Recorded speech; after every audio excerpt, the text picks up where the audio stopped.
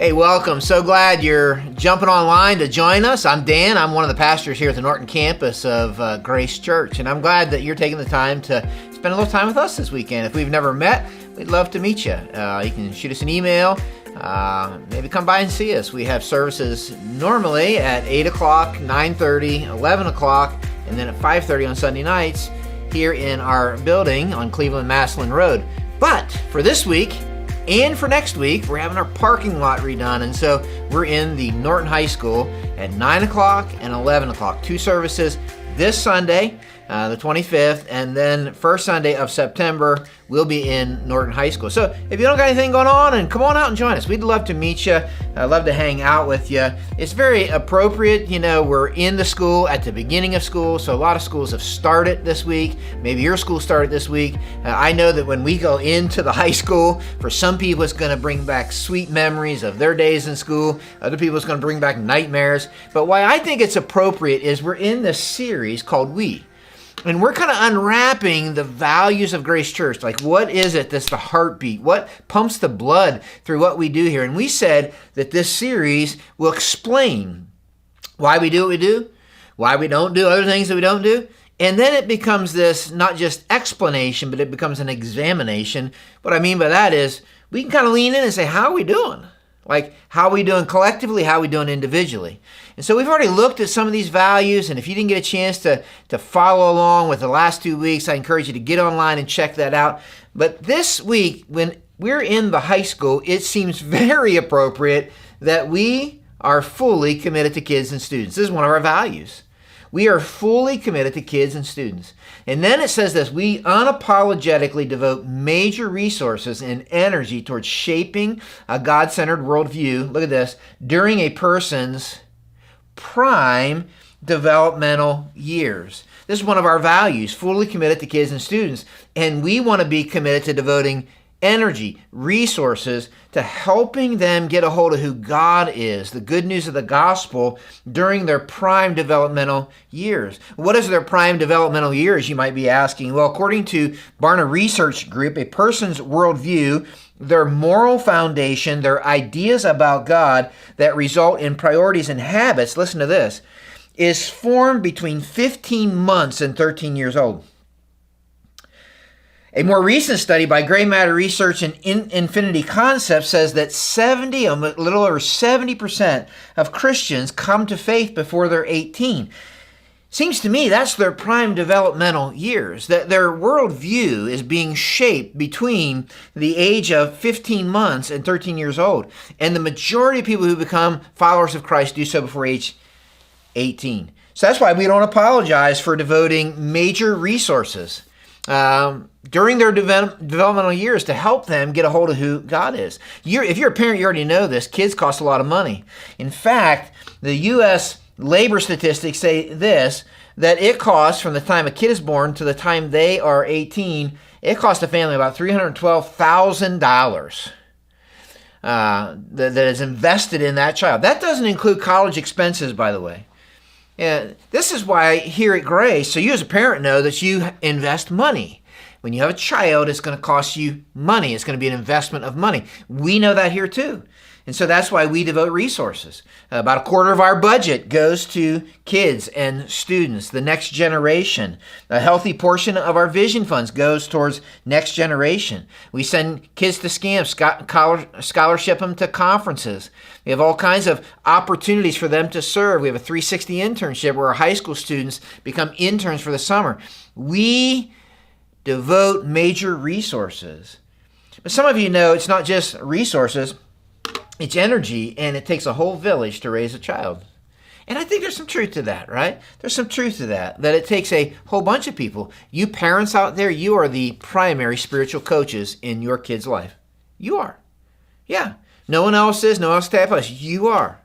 But it's not just you. You hope there's some other people speaking into their life. And so some of you out there listening to me are teachers and coaches. You're teachers and coaches. You have this incredible influence. And if you're a teacher, you never teach a lesson. And if you're a coach, you never coach a game. If you're a teacher, you always teach students. If you're a coach, you always coach players.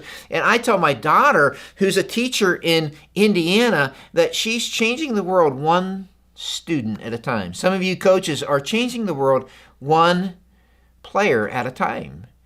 And then I'm so thankful for the Power Kids volunteers and the Grace Student Ministry volunteers. Hundreds of people have volunteered hours investing in other people's children. It takes a whole village to raise a child. That's why this weekend we're going to be celebrating what I would call a dynamic duo that has been leading the way for the last 15 years together as a team. Miss Sherry's been the Power Kids director for 22 years. Pastor Greg has been pastor of Grace Student Ministries and then Family Ministries for the last 15 years. And this Sunday, when we celebrate over at Norton High School, marks their final Sunday on the Norton staff. They're handing off ministry to some young people that they've trained. For Greg, he's going to our County Line campus to assume a role there as their pastor of campus development and to help that campus kind of get off the ground and reach its community for Jesus. He's going to do a great job. So proud of him. Miss Sherry, she's going to assume a new responsibility. And that new responsibility is grandma, right? But she's going to look for all kinds of ways that God might want to use her, and she's looking forward to this new phase of life, particularly as her son and his wife are expecting their first little one. So we're super, super excited for them. We're super excited as they run into this, and we look forward to celebrating them. God has literally used these two people to reach hundreds and hundreds of students and children for the name of Jesus and the good of the gospel. That's why we want to talk about that this weekend. And when I think about this value, I think about this passage. Hebrews chapter 12. Look at it with me. Therefore. So he's saying that in light of what he just said, and we'll talk about that in a second. We are surrounded by such a great cloud of witnesses. That's chapter 11. Let us throw off everything that hinders, the sin that so easily entangles, and let us run with perseverance the race marked out for us. What he's saying here is this: following Christ, the Christian journey is like a race, and each of us have a race that's marked out for us. And he says, here's how you do it. You fix eyes on Jesus. You don't get your eyes off Jesus. And when you do that, you kind of run off course. You're going to run off course. He is the pioneer. He's the one who started. He's the perfecter of faith. For the joy set before him, by the way, I think that's you and I. He endured the cross. He scorned its shame. He sat down at the right hand of the throne of God. Consider him who endured such opposition from sinners so that you will not grow weary and lose heart. He's like, don't give up. Keep running. Keep going. And when I read this, it's like the writer of Hebrews wants us to know that there's this race of faith that you and I, as followers of Christ, if you're not a follower of Christ, I'm so glad you're hanging out with us this weekend. And I'd love for you to just dial in because I want you to hear a little bit of our heart. But if you are a follower of Christ, it says this, that our journey is like a race that we're running. It makes me think of the Olympics. Raise your hand, you like the Olympics. Anybody? Yeah, I watched the Olympics, man, and all kinds of, I enjoyed the swimming and unbelievable swimmers, right? My wife really likes the gymnastics, and I watched a little bit of rugby and some soccer and things like that. But I think the thing that is the most intriguing and maybe exciting to me is when the races happen, like the running races. Everybody seems to be intrigued by the sprint, the 100-meter dash, right? And so an American won the gold and in the men's 100-meter dash, and in the women's 100-meter dash, our runner got the silver. And everybody loves it. And so some people, when they read this, they think of it like a sprint. And sprints are all about energy, like a flash in the pan. Like you got to have quick burst and you got to get there first. But then there's this race that's the direct opposite of that. And that is the marathon. And I would say the Americans don't win many medals in that. This year, the men, I think, placed 8th and 9th, the women 12th in the marathon. But that's all about one person enduring for the long haul. And a lot of people, when they read this, they think marathon. Some people think sprint. Some people think marathon. But I don't think either. I'm not even sure that's the best illustration for this. But when I read this, here's what I think. You ready? Here's what I think. I think relay. And here's what's interesting. If you follow the Americans at all, the American 4x100 team has not won a medal in over 20 years. Over 20 years. Some of that, you can see why.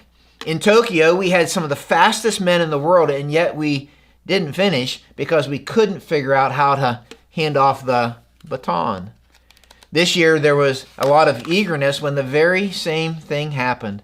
That we as a country have some of the fastest runners in the world, and we can't place, let alone finish in some cases, because we can't hand off the baton. Hebrews chapter 12, when he says, let's run the race, he says, therefore, let us run our race, because there's a bunch of people who ran their race before. I think it's a way of saying this is a relay, and you run your race so that you can hand the baton off to the next leg of the journey. It is imperative that in our race we pass the baton to the next leg, which is why I think some of the saddest portions of the Bible are found in Judges 2. The people, this is during the time of Joshua, the people served the Lord throughout the lifetime of Joshua. Remember, he took over from Moses, right? He was the leader that stepped in his place. And of the elders who outlived Joshua and who had seen all the great things the Lord had done for Israel. I mean, think about the parting the Red Sea, the manna, the Ten Commandments, the sun stood still, Jericho. Like, they saw some pretty phenomenal things.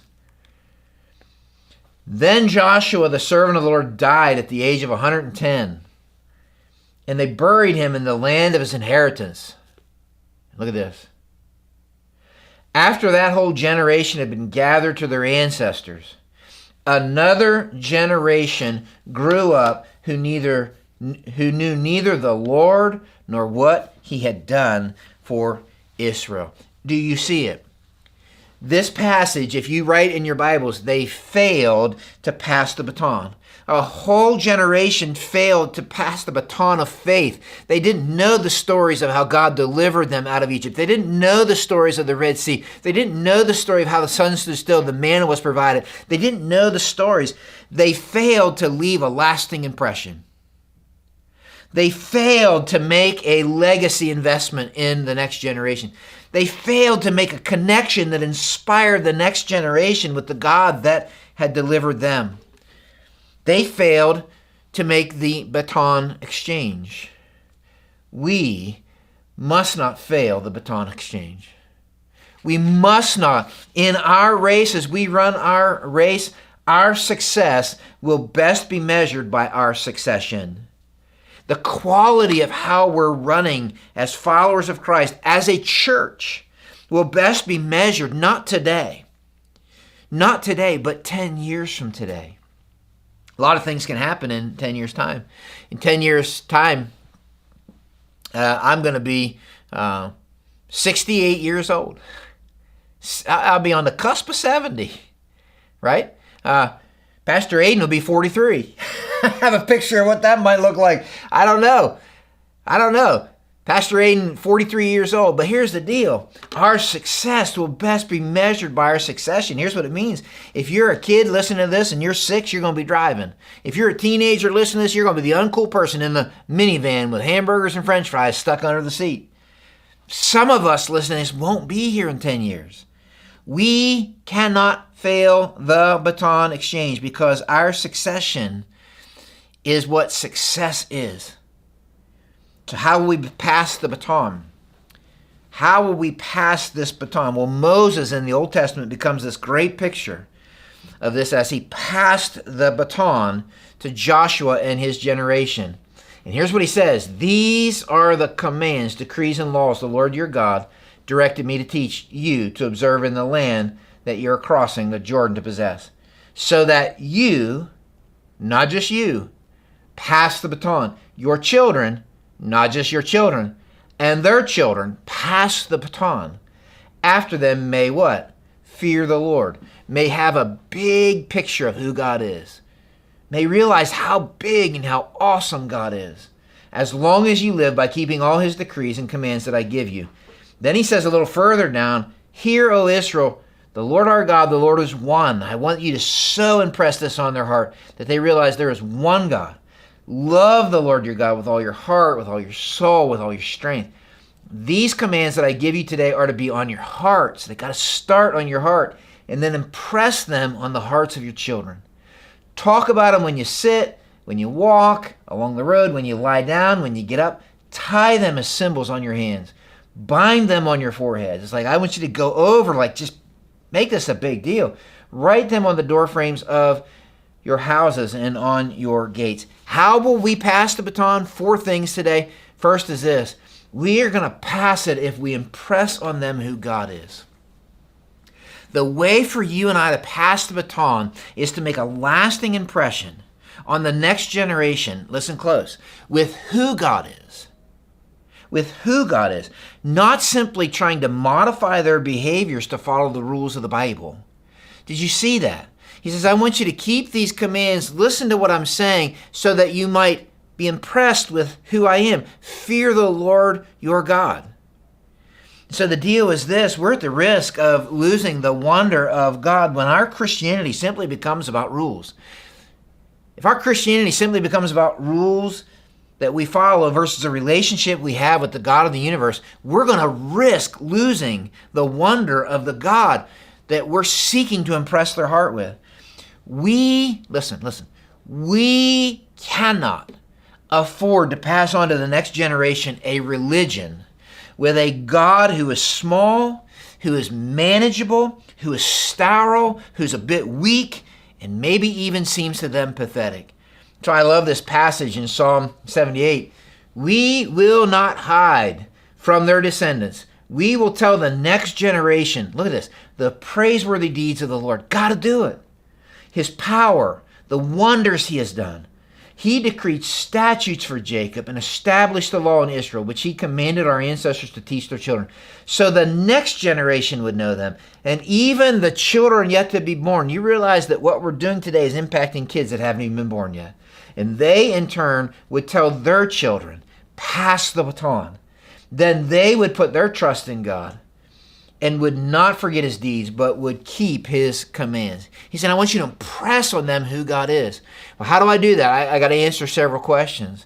If I'm going to impress on them who God is, I got to ask the question, maybe as a parent, a teacher, a coach, whatever it might be, I got to ask, who has my attention? The next generation can tell who has our attention.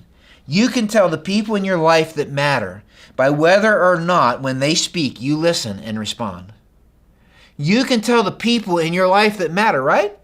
By who you go to seek advice. The antithesis is true as well. People who don't matter in your life are not the people you seek out for advice. People that don't matter in your life, that don't have your attention, are the people that they become easy to ignore.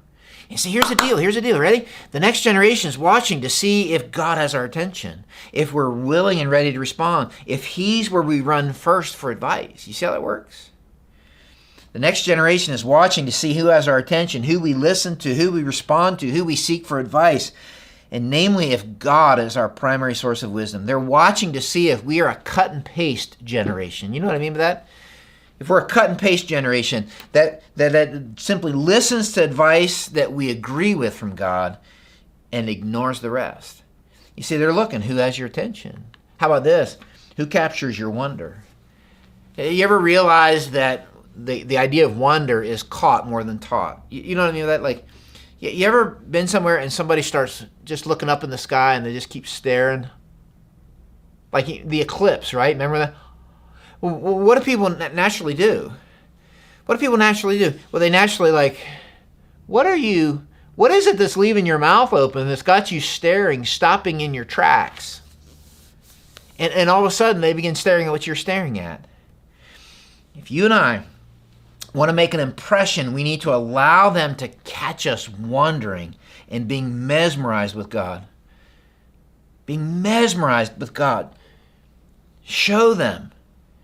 It's caught. I love Psalm 145. I don't have a slide for it. They speak of the glorious splendor of your majesty. Then he says, I'll meditate, I'll be mesmerized by your wonderful works. They tell of the power of your awesome works. I'll proclaim your great deeds, celebrate your abundant goodness, joyfully sing of your righteousness. Because the Lord is gracious and compassionate. He's slow to anger, rich in love. The Lord is good to all. He has compassion. All your works praise you, Lord. They tell of the glory of your kingdom. They speak of your might. Here's what I would say, guys. You ready? How you and I worship shows them what we worship and what has captured our wonder. How we worship. So if I come into a gathering, it's like, how great is our God? How great, right? Like how we worship, not just singing, but our everyday life as an act of worship shows them what has captured our wonder.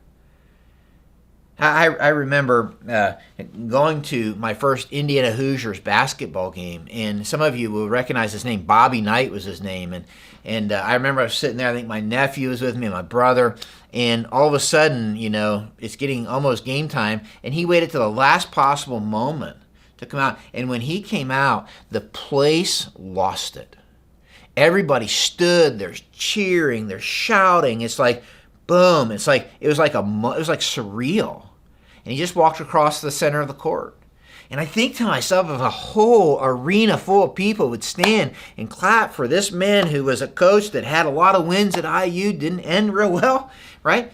What would it mean for us to somehow clap with our lives for a God that is infinitely greater than that? You see, the next generation is watching what gets us off our feet. They watch to see how big our God is. How about this? What makes you move? What makes you move shows who has your attention, shows what has your allegiance, and where your passion is. The next generation, you already know this, they see right through lip service religion. They will never be impressed with a God who doesn't impress us. They'll never be impressed with a God who doesn't change us, doesn't move us to take steps of faith. If that God never moves me to take a step of faith, they're never going to be impressed. They'll not be impressed with a God that simply causes me to attend church and to pay my respects to Him, but doesn't have the attention of my life beyond that. How about this? Where do you turn? Where do you turn? Let me ask you just two questions. Where do you turn when things are good? When things are good, where do you turn? Like we can have the tendency, you ever see these athletes, when something good happens, what do? Like this. When a wide receiver catches a touchdown pass, and he scores in the end zone, and then he does this, it drives me crazy. The reason it drives me crazy is he's pointing. He wants everybody to see the name on the back of his jersey. And it totally disregards that there was a guy who threw it to him. There were a bunch of big guys that blocked so that guy could throw it to him. There was a coach on the sideline that decided and saw the scheme and called the play. What he's doing is like, boom. And what happens sometimes when things are good, it's easy for me to go, man, look at what I've accomplished. So the next generation is looking, when things are good, who gets the glory? You see, our goal is not that they become impressed with us, but that they become impressed with the God that we serve. How about this? Who do you turn to when things are bad? When the chips are down and things are bad, who do you turn to?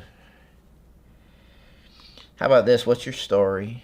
Next generation isn't just interested in principles and rules. They need to hear your story. They need to see how God has shown up in your life. You see, I want to impress them. First thing, I'm going to impress them with who God is. But look at this. There's a second thing. Psalm 127 says, children are, say it with me out loud. I can't hear you. Children, that's it, a gift from the Lord. They are a reward from Him. I'd write this down. We're going to impress them, but we're also going to invest in them as a gift from God. We're going to invest in them as a gift from God. Children, say it with me, children are a gift from God. They are a gift given to us by God. Some of you are parents of newborns. Everybody say, aw, right? And so you're shaking your head like, yes, they are. But others of you, you're parents of toddlers, and you're like, I don't know. They didn't come with a manual, right? Children are a gift from God. Some of you got elementary students, and they're starting to learn how to roll their eyes and say no and do their own thing and exercise their own will. Every kid is a gift, whether they sleep or not, whether they're in terrible twos or not, whether they're bratty or behaved, rebellious or rule follower. Every child who comes here to Grace Church, gift from God. Since they're a gift from God, we're going to invest our most precious resource into God's most precious gifts. Money for sure. I already said that, right? Money for sure. We invest significant funds into next generation. But beyond that, it's our time, our relationship, our attention are some of the most valuable things. Some of the most valuable things that we can invest into their life. It's important for us to know this. Children have an expiration date. Children have an expiration date. There are only 939 weeks from the time a child is born until they turn 18. That means 18 birthdays you have with them, 18 spring breaks, 18 Christmases, 18 short, sweet summers. I thought this was interesting. Pastor Greg this week showed me this picture. This is the picture of his kids, I think when they're just starting school. And this is a picture of them today. When he came here 15 years ago, they weren't even in school. And I think Pastor Greg would say to you, man, that time went fast. Lucas and Callie. That time went fast.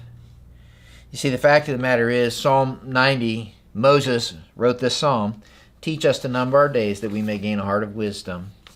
I want to show you another version. It's the New Dan Gregory Pastor's Version. Teach us to number our days with our kids that we may gain a heart of wisdom as parents. Or how about this? Teach us to number our days with the next generation that we may gain a heart of wisdom as a church.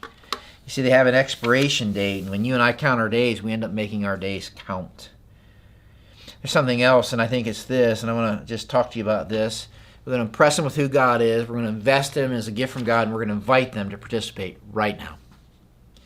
Students and children are not the church of tomorrow. They're part of the church right now. And if we want the next generation to keep moving once we're gone, we need to invite them to participate with us right now. In Numbers 13 and 14, Moses is still the leader in charge. I find it interesting that the man who would eventually take his place, his first move isn't once Moses is gone, but while Moses is still living, he invites Joshua to be part of this group that goes out and scouts out the land. And so what stands out to me is Joshua's first move was not once Moses died or made his last move. You see, I think the point is this. We got to be careful, like Paul told Timothy, not to look down on the next generation because they're young. Sometimes we can just almost explain away, well, they're young. And yet, many of the revivals that have happened in our country, in our world, have happened in and by and through young people. And so I think if you and I are going to invite them to participate now, there's an important thing that we got to know, and that's this. If we want them to participate when we're gone, we need to continue to participate until we're gone. Years ago, I said it this way during a series we did here at Grace. Let God decide when your last move is. And don't stop moving until you've made your last move. God is the only one who gets to decide that. Don't let anyone look down on you because you're old. Don't you dare for 1 minute resort to being entertained, simply attending events and watching old reruns of Jeopardy. Now is the time to now is not the time to sit back and say we've paid our dues. We're going to let the younger generation do it. We need to run with them. They want us to run with them. Invite them to participate with you right now. Which leads to one last thing. Joshua, after the death of Moses, the servant of the Lord said to Joshua, son of Nun, Moses' aide, Moses, my servant, is dead. And then you and all these people get ready to cross the Jordan River into the land I'm about to give them to the Israelites. I love this. Moses dies, and now Joshua must pick up the mantle and lead, and there's something interesting here. I don't know, you see it? I love this. God said to Joshua, I want you to go where Moses never went. I want you to do what Moses couldn't do. I want you to advance territory that Moses didn't advance. You don't need to go where Moses went. You don't need to do what Moses did. I have a story that I'm writing for you in your life. I think it tells me something. That if we're going to pass the baton, we're going to have to inspire them to live out their story, not insist they relive ours. If we're going to keep passing the baton, we're going to have to inspire them to live out their story of faith instead of insisting that they keep reliving ours. Moses made a lasting impression and encouraged Joshua to live out his own story of faith. He didn't insist that he relive Moses's. Imagine if Moses had insisted that Joshua would have gone where he did and did what he did. Jericho would have never had. Imagine them getting to Jericho and say, we never did it this way. Moses never did this. See, it's the difference between a museum and a movement. You know what a museum is? And a lot of churches become museums, a place that relives old stories. And so what they desire is their pastors to be curators of a museum, to keep going the old things that we did back in the day.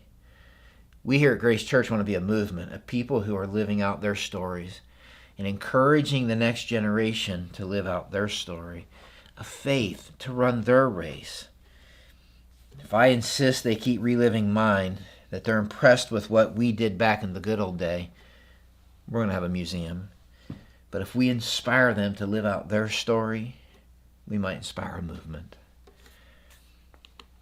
You see, the fact of the matter is if you and I are going to pass the baton, we're going to have to impress them with who God is, not just modify their behavior by saying, obey the rules of the Bible.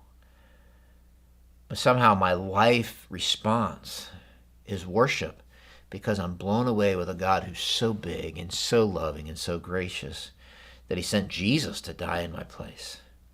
I'm going to invest in them as a gift from God. I'm going to look at every kid, whether I have a hard time with them or not, and say that child is a gift given to us by God, made in the image of God.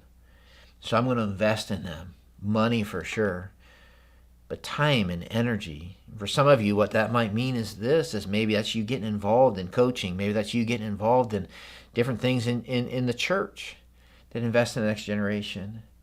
But then I'm going to invite them to participate right now. But the way I'm going to do that is I got to be participating. And then I'm going to invite them to run with me. Because one day when I've made my last move, they're going to run beyond me. And I'm going to inspire them to live out their story.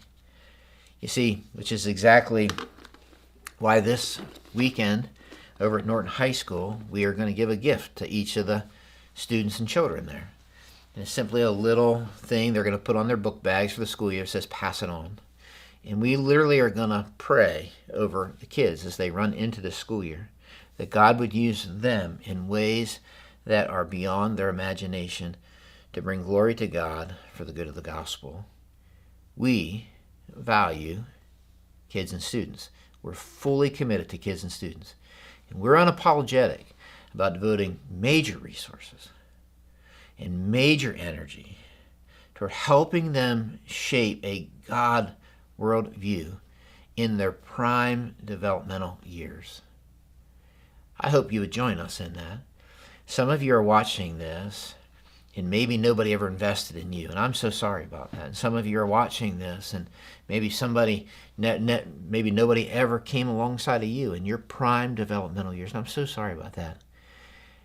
But let's somehow break the cycle, and let's make sure the baton gets passed to the next generation for the good of the gospel and the glory of God.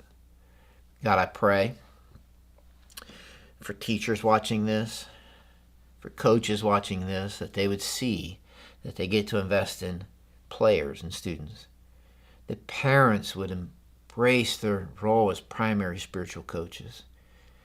I thank you for the volunteers who work here at Grace Church, and I pray for every child and student represented. God, that you would work in their life in such a way that they would get a big, big, big, big picture of who you are. That they would realize you're bigger than they imagined and you love them more than they could ever grasp. And that would cause them to run into this school year with a passion to run the race marked out for them with perseverance and endurance, fixing their eyes on Jesus. I pray this in Jesus' name. Amen.